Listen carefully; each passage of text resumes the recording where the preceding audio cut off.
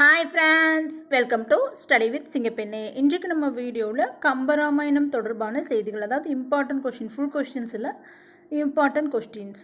கம்பராமாயணத்திற்கு கம்பர் இட்ட பெயர் ராமவதாரம். கம்பராமாயணம் ஒரு வழி நூல். ராமாயண மாந்தரின் வடசொற்பெயர்களை டேஸ் நெறிப்படி தமிழ் வழிப்படுத்தியவர் கம்பர். என்ன நெறிப்படி அப்படின்னா தொல்காப்பிய நெறிப்படி. கம்பராமாயணத்தில் உள்ள காண்டங்கள் 6 காண்டங்கள்.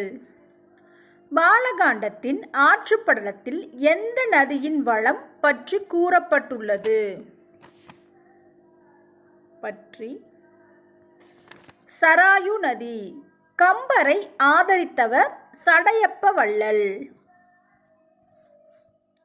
மாதவி வேலி பூக வனந்தோறும் வயல்கள் தோறும் என்ற செயலில் பூகம் என்பதன் பொருள். பூகம் அப்படின்னா பாக்கு மரம். கம்பர் பிறந்த ஊர் தேரெழுந்தூர். கம்பர் எந்த அரசர் காலத்தில் வாழ்ந்தவர்? 2ஆம் குலோத்துங்கன்.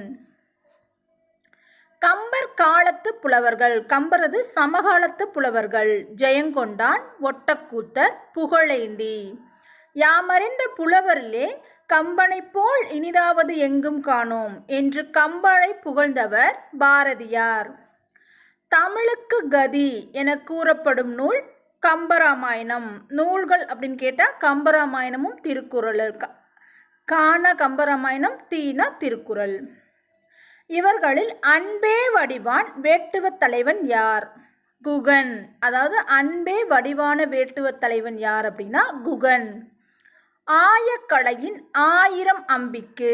இதில் அம்பி என்பதன் பொருள் படகு. இன்றே நின்பணி செய்திட இறைவா நன்றே வந்தனன் நா அடியோன் அடியேன் யான் என்ற வினன் யார்? குகன். எயினியரின் இறையோன் வேடர் தலைவன். இனி நாம் ஐவரானோம் அப்படின்னு யாரிடம் கூறியது? ராமர் குகன் கிட்ட சொல்லியிருப்பார். வேத நன்னூல் உய்த்துள்ள காலமெல்லாம் புகழோடு ஓங்கி நிற்பான் என்று போற்றப்படுபவர் யார்? அனுமன். ஆதிகவி என்று அழைக்கப்படுபவர் வால்மீகி.